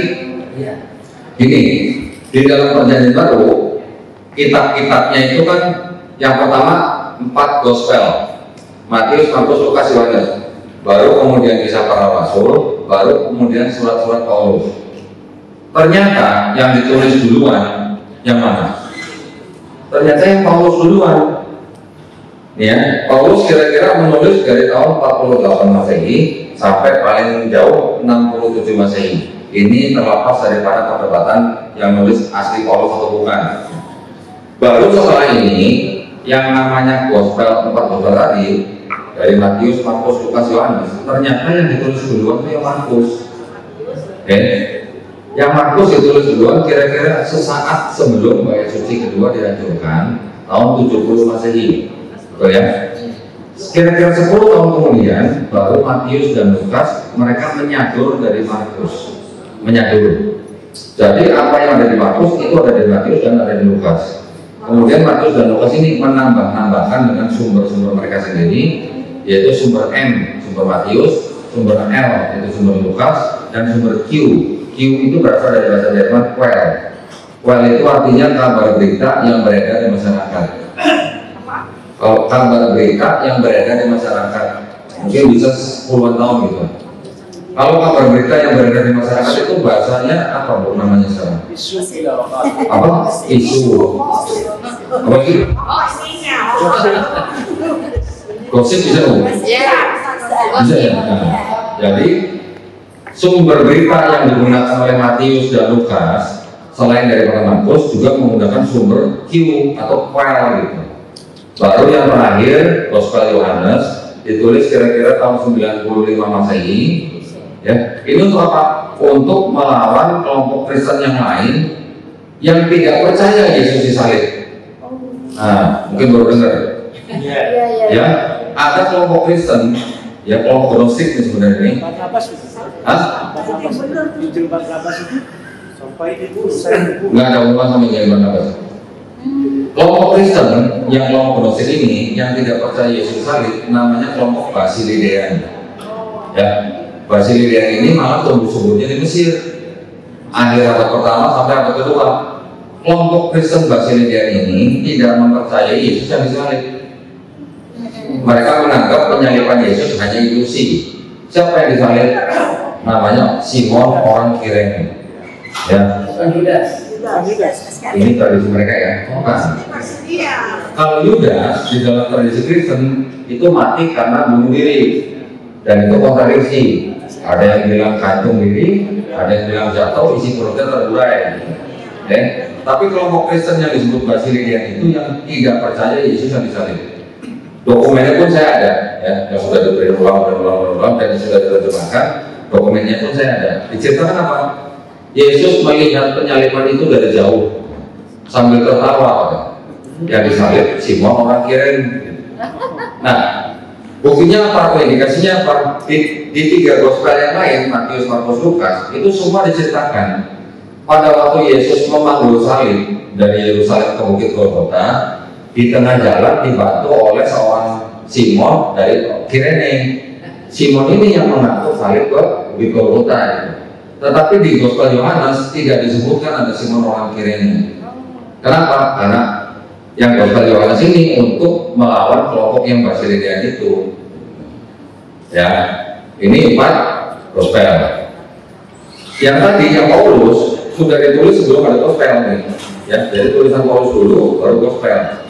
Di surat-surat Paulus tidak pernah cerita atau menyebut Matius, Markus, Lukas, Yohanes. Tidak pernah menyebutkan. Tidak juga pernah menyebut ada peristiwa orang suci pada waktu Yesus bangkit. Orang-orang suci ini mayatnya juga keluar dari kubur masuk kota Yerusalem. Mayat keluar dari kubur namanya apa? Hah? Zombie.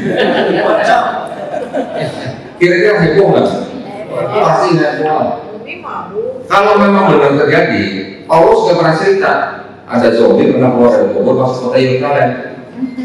Dan Paulus juga tidak pernah menceritakan bahwa ada buktinya bahwa ada kehidupan setelah kematian. Ya. Dan kabar berita itu hanya ada di Matius, di Markus nggak ada, di Lukas nggak ada, di Yohanes nggak ada. Jadi ternyata Matius itu ngambil cerita dari mana? Ternyata dari cerita-cerita festival di Yunani, namanya festival Anthesteria, yang memperingati orang mati bangkit masuk ke dalam kota. Kira-kira aja. Kereta itu berarti kebetulan nggak panen? Enggak. Hah? Kebetulan nggak kira-kira panen? Enggak. Itu tadi 2 ya, 2 kan?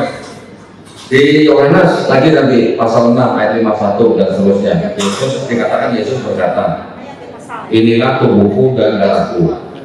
Barang siapa makan tubuh dan minum darahku akan memperoleh hidup yang kekal. Ya. Ada filmnya tuh, Mas. Ternyata di Mesir Pak, di Mesir, namanya coffin text namanya, teks yang ada di coffin, ya, itu tentang dewa Osiris. Ada kata-kata apa? Tubuh dan darah Osiris dilambangkan juga dengan roti dan anggur. Oh iya. Ya. Osiris Tuhan Firaun, Nah, jadi barang siapa makan tubuh dan minum darahnya Osiris juga dianggap memperoleh hidup yang kekal. Terus kira-kira bedanya apa gitu perjamuan Yesus ini? Jadi kira-kira kebetulan nggak gitu? Ya. Itu baru 3 ya Bu ya? Baru 3 ya? Masih banyak Bu yang lain Bu. Masih banyak yang lain. Dan ritual itu masih ada dijalankan di gereja-gereja sekarang, terutama kalau di Katolik dengan Ekaristi ya, perjamuan seperti itu. Itu masih banyak dijalankan. Saya mungkin nanti bisa ceritakan banyak, tapi katanya waktunya sudah dibatasi untuk tanya jawab. Sebenarnya omongan saya ini, cerita saya ini masih jauh dari selesai. Ya, masih jauh dari saya. Saya akan bisa nanti membuktikan di slide ini. Nah, yang terakhir, dua halaman terakhir. Dua halaman terakhir. Sebelum saya tutup nih, sebelum saya tutup. 11 ya, 11. Materinya bisa di-share. Iya, nanti di-share. Boleh, boleh. 11. Terus, nah, ya. Saya sengaja membuat tabel sederhana seperti ini hanya untuk membuktikan bahwa Kristen mengklaim Yesus sudah dinubuatkan di Perjanjian Lama, ya. Ayat-ayatnya ada Yesaya 7:14, Yesaya 96, Yesaya 53, Mazmur 22, Mika 52 dan seterusnya ada di halaman berikutnya.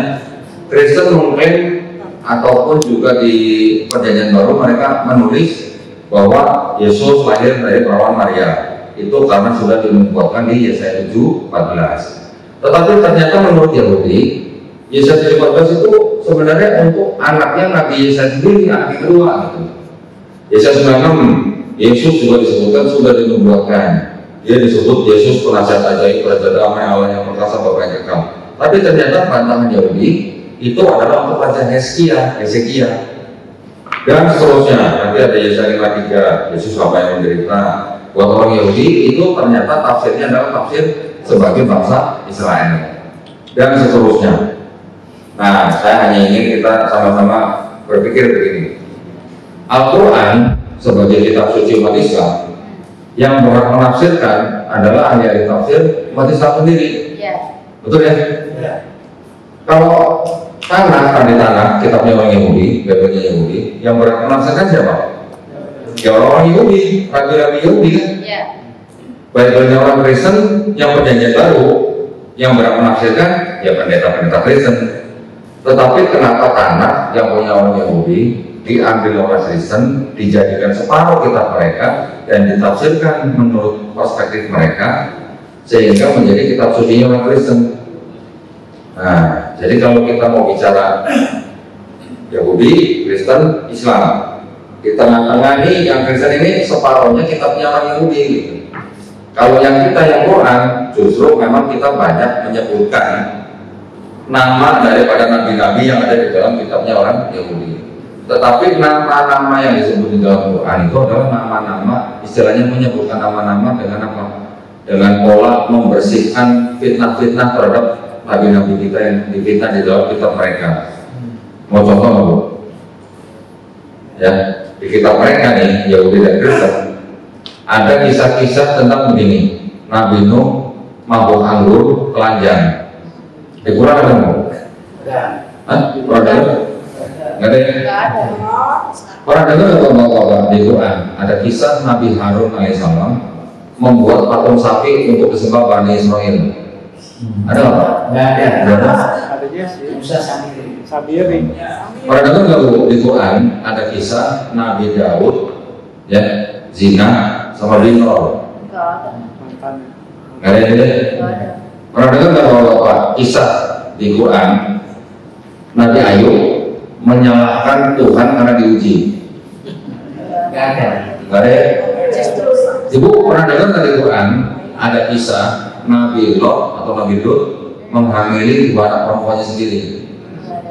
nggak ada. Nggak ada? Nggak ada. Nggak ada? Di kitab-kitab mereka semuanya ada Bu. Loh kok ibu? Iya. Emosi. Mencengkelkan. Nah justru itulah semua yang dibersihkan di Quran Bu. Ya. Ya, yang di Quran itu dibersihkan. Contoh yang paling gampang sekali. Di Quran zaman Nabi Yusuf alaihissalam, Raja Mesir belum disebut Fir'aun, baru disebutnya Malik. Betul ya Pak? Malik dan Fir'aun itu ada informasi paling penting semua itu berbeda. Kalau disebut Malik itu zaman Nabi Yusuf. Kalau disebut Fir'aun itu zaman Nabi Yusuf. Itu dia maksud saya. Jadi kalau di Quran zaman Nabi Yusuf, Raja Mesir disebut Malik. Zaman Nabi Musa baru disebut Fir'aun. Tapi kalau di Bible zaman Nabi Musa, zaman Nabi Yusuf, zaman Nabi Abraham sekalipun semuanya disebut Fir'aun. Nah itu kesalahannya di situ ya.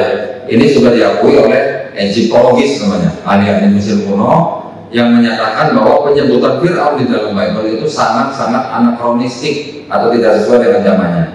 Oke, jadi sementara mungkin itu dulu yang bisa saya sampaikan. Masih sangat banyak. Ini untuk membahas satu ayat saja itu bisa dibutuhkan kira-kira 2 sampai 3 jam.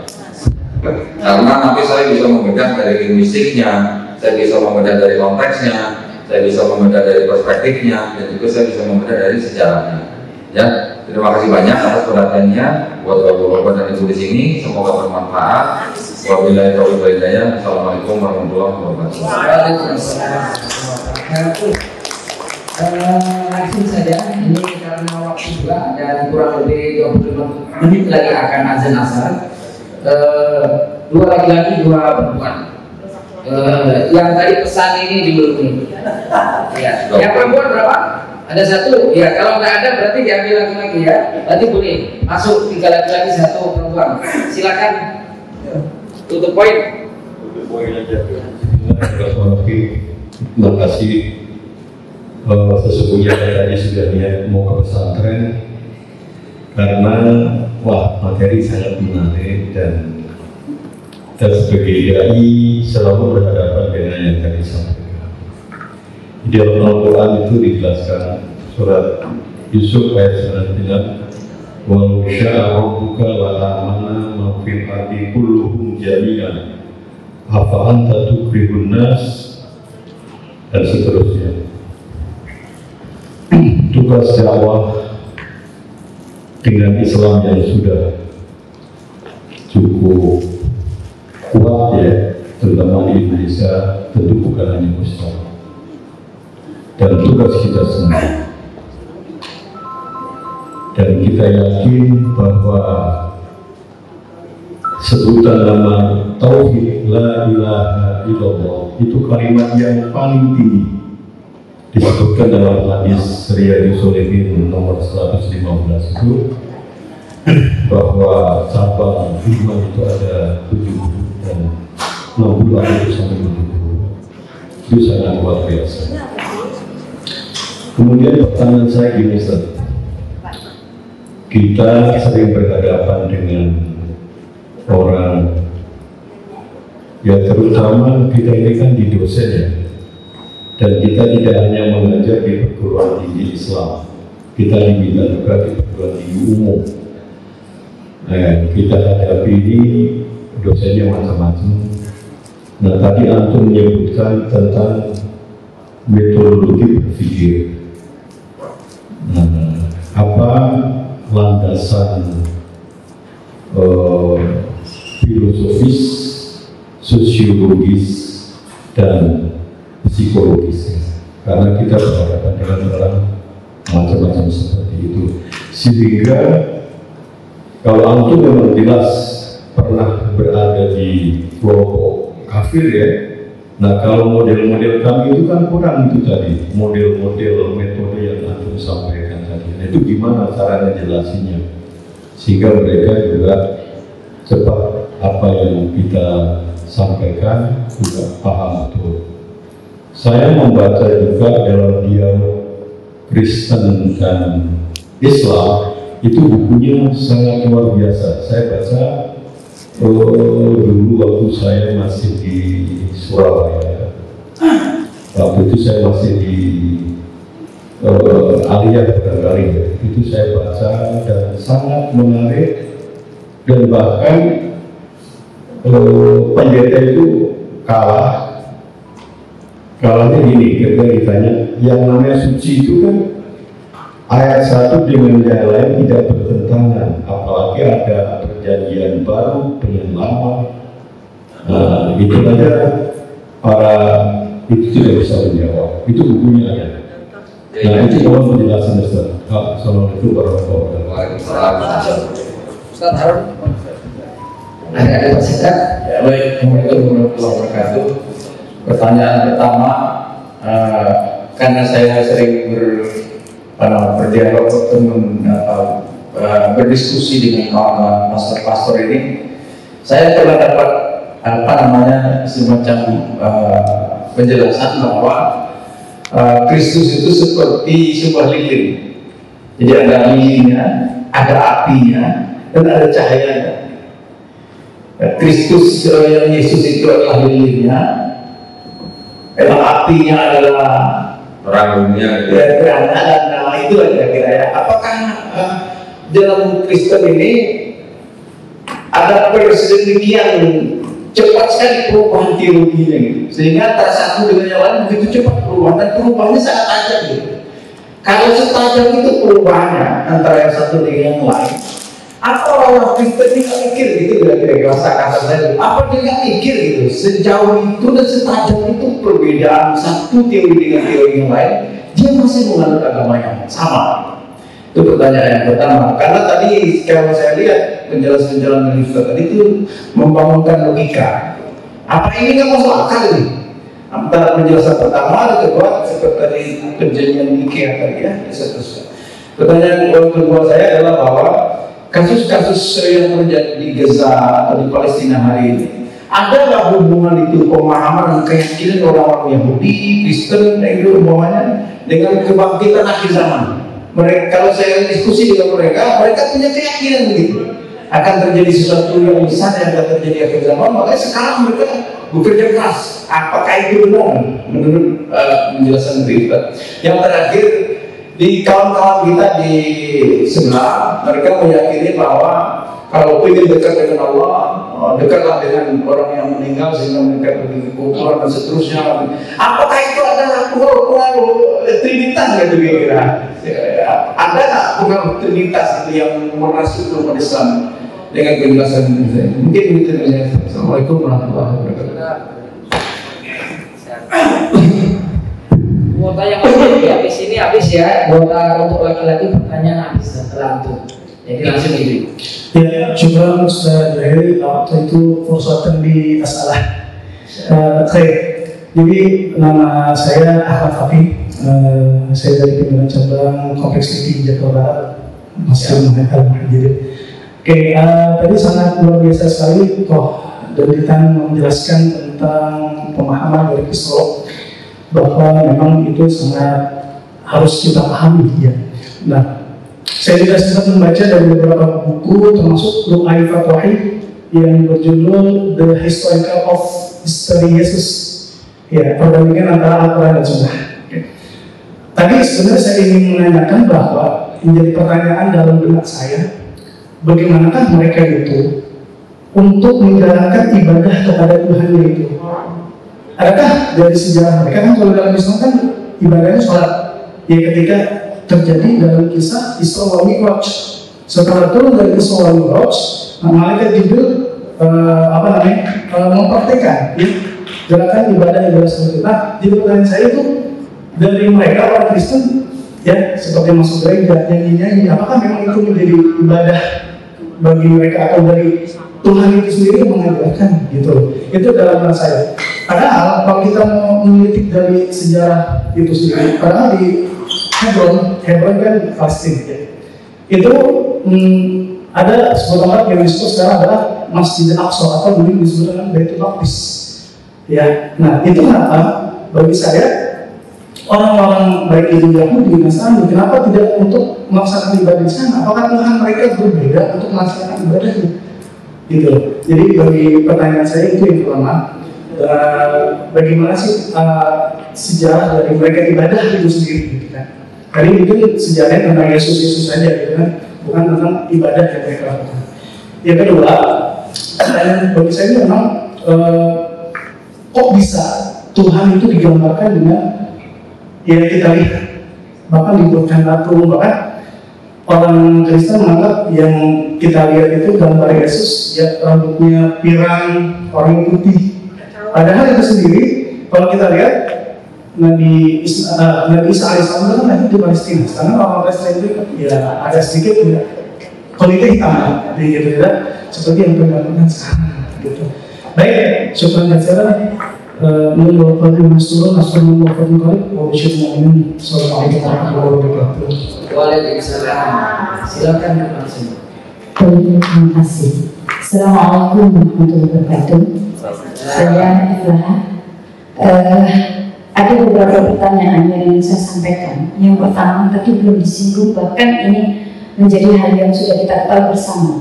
Orang Kristen atau orang Yahudi itu mempunyai kepedulian sosial yang sangat tinggi dan sangat kompak dalam hal sesama manusia. Nah, kalau yang kita lihat sebenarnya kan agama Islam harus seperti itu. Apa sih yang mendasari ajaran di Kristen sampai terwujud loyalitas kepedulian yang seperti itu? Itu yang pertama.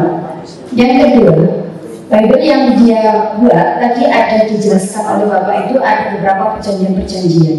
Sebenarnya dalam tinjauannya apa saja yang memang mendasari munculnya perjanjian-perjanjian itu.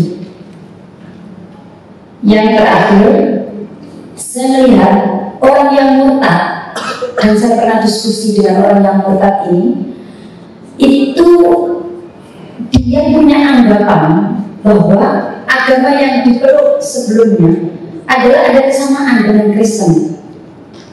Nah, sebenarnya memang kesamaannya itu dari sisi mananya, Pak? Apa dalam hal ibadahnya atau dalam hal apa? Kalau di Kristennya yang nampak itu. Demikian, terima kasih. Assalamualaikum warahmatullahi wabarakatuh. Silakan Pak, langsung saja. Bapak penanya, iya. Ini waktu tinggal kurang lebih 20 menit lagi mungkin ya, asalnya. Baik. Buat pertanyaan pertama tadi, bagaimana atau landasan berpikir daripada landasan apa namanya untuk dari sosiologi psikologis ya, landasannya apa gitu. Tadi Bapak juga sempat menyebutkan ada buku dialog ketuhanan, mungkin itu yang dia coba mungkin ya sebenarnya. Betul ya? Ya, ini Madura. Saya sudah sampai ziarah ke kuburan beliau. Saya juga bertemu dengan anak-anak beliau, pesantrennya dan sekolahnya. Alhamdulillah. Memang luar biasa. Yang Bapak sebutkan tadi di dalam buku itu, memang kebanyakan yang dibicarakan adalah mengenai ketuhanan atau teologi atau akidah gitu ya. Itu memang bisa membuat orang berpikir ulang. Yang dialog dengan Kiai Haji Bakhudin itu bukan seorang pendeta sebenarnya. Dia adalah seorang bendahara di perusahaan pabrik gula yang sedang audit di Madura. Nah, kemudian ada yang membawa dia ke rumahnya Kiai Haji Bakhudin. Mengenai ketuhanan itu memang bisa diajak atau dipakai untuk mengajak orang berpikir tentang ketuhanan. Kalau yang Bapak tanyakan tadi landasannya apa ya, kita percaya bahwa manusia itu sudah diberikan akal. Akal itu pasti harusnya bisa dipakainya dengan cara yang logis.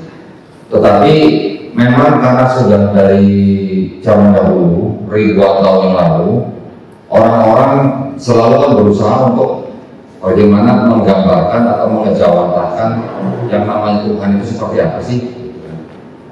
Kan ada yang sampai menyembah batu, menyembah pohon, menyembah patung dan sebagainya karena mereka ingin disebut mencari Tuhan. Dari zaman ribuan tahun yang lalu memang zaman orang-orang pagan itu kan memang sudah mencoba jalan-jalan seperti itu yang akhirnya juga sampai kepada penyembahan yang tiga pribadi. Nah, tadi mungkin saya belum sempat sebutkan bahwa menurut Aristoteles mengatakan bahwa menurut orang-orang Pythagoras dunia ini dibatasi hanya dengan angka 3, awal, tengah, akhir. Nah, ini sudah filosofi. Jadi kami gunakan untuk menyembah dewa-dewa kami. Itu katanya Aristoteles. Ya. Sekarang kalau kita ingat misalnya di surat At-Taubah ayat 30, kaum Yahudi menyebut Uzair putra Allah, kaum Nasrani menyebut Isa juga putra Allah. Mereka mengatakan itu berdasarkan perkataan orang-orang kafir sebelumnya. Orang-orang kafir ini maksudnya orang siapa? Ya, ini adalah orang-orang yang memang boleh dikatakan yang sudah terbiasa menyebut manusia sebagai putra Tuhan gitu. Karena setiap orang yang sudah misalnya mempunyai kemampuan di atas rata-rata yang lain, terus kemudian diangkat derajatnya, disembah, dianggap sebagai putra Tuhan. Pemikiran-pemikiran kuno zaman itu kan memang sudah dari dulu ada. Nah, itu yang kita coba bongkar gitu ya. Ini adalah pola pemikiran pagan yang kalau kita terapkan dalam dakwah kita saat ini, ya, itu adalah diteruskan oleh Kristen gitu. Cuman memang saya tahu memang tidak banyak ustadz yang berani ngomong gitu. Betul? Betul, hampir ya. Malah saya nggak berani kalau Saya sekilas tapi dalam bahasa Isa, Ustaz Manahem mirip. nah, kalau main ahli kan sama saya kan saya kelompok. Iya. Maksud saya ustadz yang tidak belajar kristologi belum pernah dengar saya ada yang berani ngomong begitu. Ustadz Manahem nggak berani bilang mereka pakai. Saya tahu, saya sering kajian. Saya yang berani katakan bahwa Kristen itu penerus agama pagan. Karena saya punya buku-bukunya kan, buku-buku yang bahkan bukan dari Islam ya, buku-buku dari Kristen sendiri, dari orang-orang Kristen sendiri yang mengatakan bahwa ya ini indikasi pagan semua dengan Kristen. Bahkan ada satu buku judulnya Paganism in Our Christianity yang nulis Arthur Weigel, anak seorang misionaris. Dia bisa tulis semua apa yang berasal dari pagan, kebanyakan dari Mesir kok Pak. Gitu. Nah, ya, jadi itu yang kita coba lakukan dengan cara ilmiah, dengan cara ilmiah. Jadi saya juga tidak berani ngomong asal ngomong. Saya berani ngomong karena saya sudah tahu ada bukunya yang mengatakan begitu. Ya, jadi saya maunya ilmiah. Gitu. Jadi kalau saya bilang ini coba ya, tadi Bapak itu mengatakan apa? Kenapa? Sorry tadi ada yang nanya mengenai lilin. Ya, lilin cahaya terang dunia ya. Iya. Ya. Saya punya buku yang nulis Sam Poputa dari kalangan kekristenan. Dia mengatakan begini, mitra atau wakil dewa mitra seperti Yesus juga dihormati sebagai apa? The truth, the way, and the life. Kebenaran, jalan, dan hidup. Kalau bicara begitu, ingat Yohanes 14:6. Ya. Itu salah satu juga poin-poin yang saya nanti bertanya. Kira-kira kalau dewa mitra juga disebut jalan dan kebenaran dan hidup, yang mana sama dengan Yesus, kira-kira Kristen kebetulan nggak pagan gitu? Ya, ada bukunya. Jesus, like Jesus, mitra was venerated as the way, the truth, the light, the light,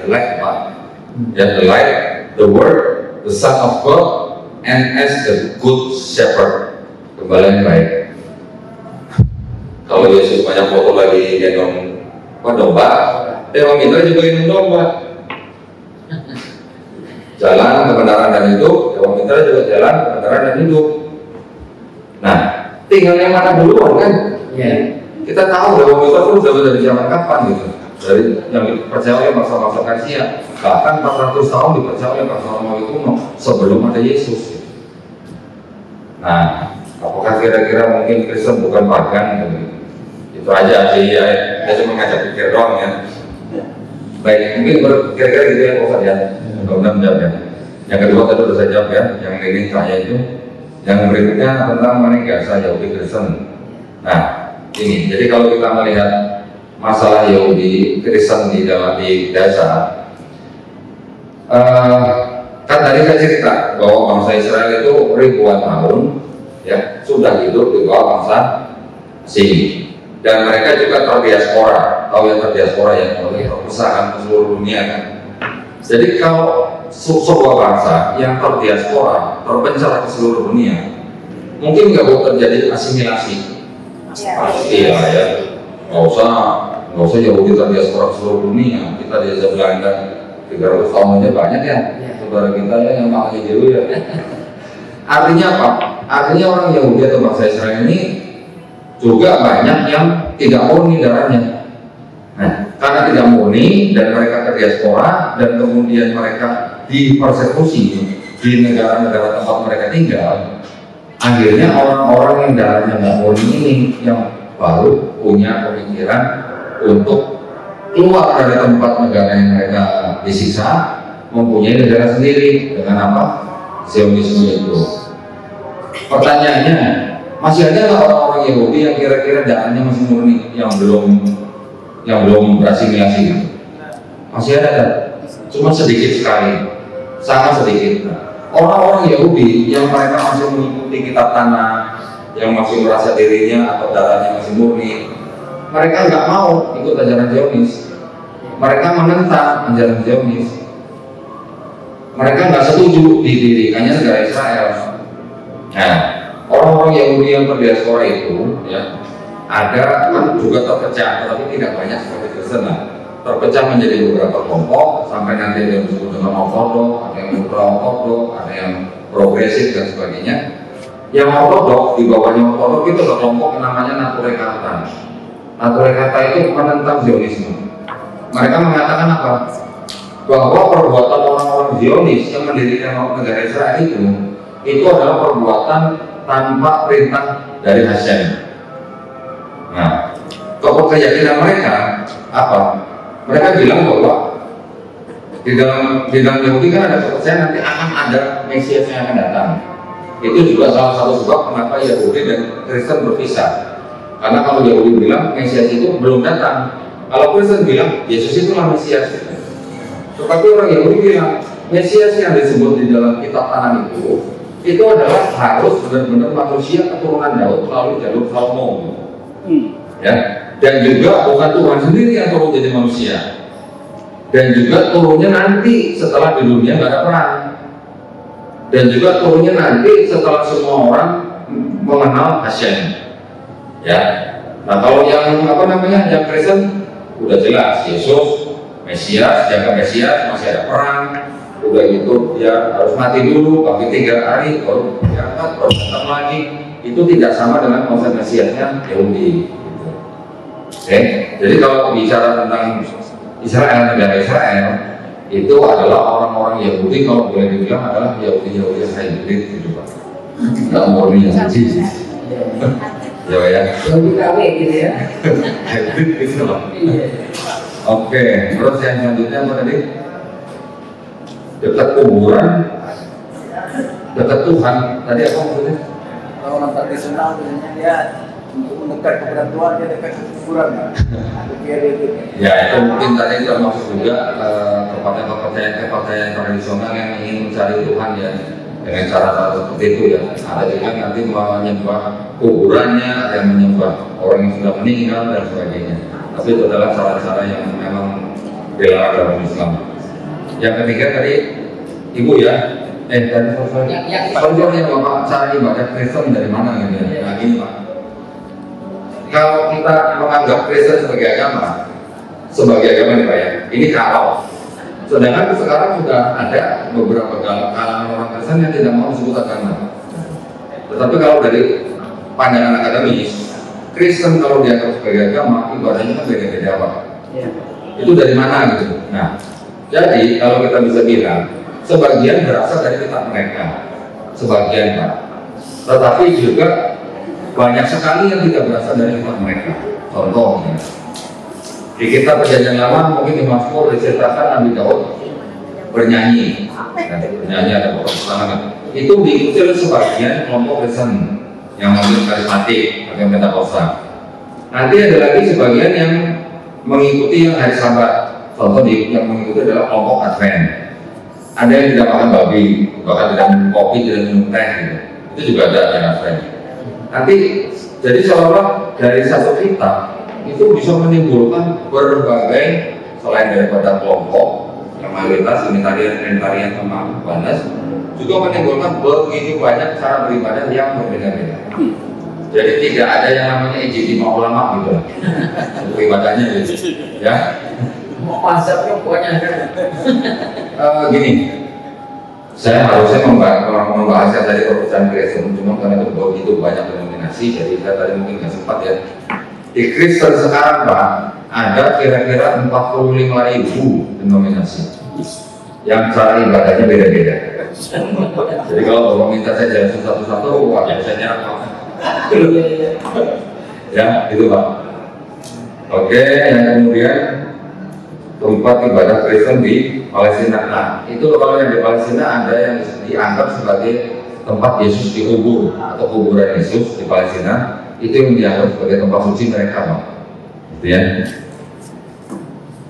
Nah, kalau bicara kenapa Kristen percaya Tuhan yang terlihat, nah, kembali lagi kepercayaan orang-orang pagan lagi. Kristen, nah kalau ini dari ibu ya, Kristen kok kenapa peduli banget sama sosial gitu, membantu orang ya karena memang misi mereka untuk mengajak orang masuk Kristen. Tetapi kita harus bisa membedakan antara gereja dengan evangelisnya dibandingkan dengan misionarisnya. Ini dua kelompok yang berbeda nih. Kalau gereja itu mengutus evangelis, mengutus pendeta, mengutus pekerja gereja untuk banyak memberikan bantuan-bantuan kepada orang-orang di sekitar mereka, mau yang Kristen, mau yang non-Kristen, artinya termasuk orang-orang Muslim dibantu, tetapi akhirnya pada mereka juga mengajak orang-orang itu untuk masuk ke gereja. Tetapi ada lagi yang kelompok satu yang misionaris ini yang merupakan kelompok-kelompok disebut sebagai penyebar agama tapi yang underground, yang tidak kelihatan. Saya bukan termasuk yang di misionaris, saya dulu pernah di gereja ini sebagai yang ikut-ikut bantu-bantu. Tetapi yang misionaris ini mereka bisa melebur dengan masyarakat manapun, mereka bisa dengan mudah diterima di kalangan manapun, dan tujuan mereka adalah mencetak misionaris-misionaris seperti mereka. Ini yang bahaya. Jadi dari satu orang, kalau dia bisa dapat satu murid ini akan menghasilkan dua murid yang lain, dua murid nanti menghasilkan seperti MLM Pak, ya, seperti MLM. Itu yang lebih bahaya. Baru-baru ini ada seorang mantan misionaris yang saya ketemu ini, dia menceritakan kepada saya bagaimana modus operandinya dia bagaimana. Jadi kalau ada bencana alam, saya kemarin di tempat di Cianjur ya, datang, yang datang itu gereja Bu, gereja yang pakai tenda, tulisan gereja apa gitu, itu gereja. Yang misionaris mah tenang-tenang aja Bu di atas gunung, mereka yang sedang memurtadkan orang lain, gitu. Bedanya di situ Bu, ya.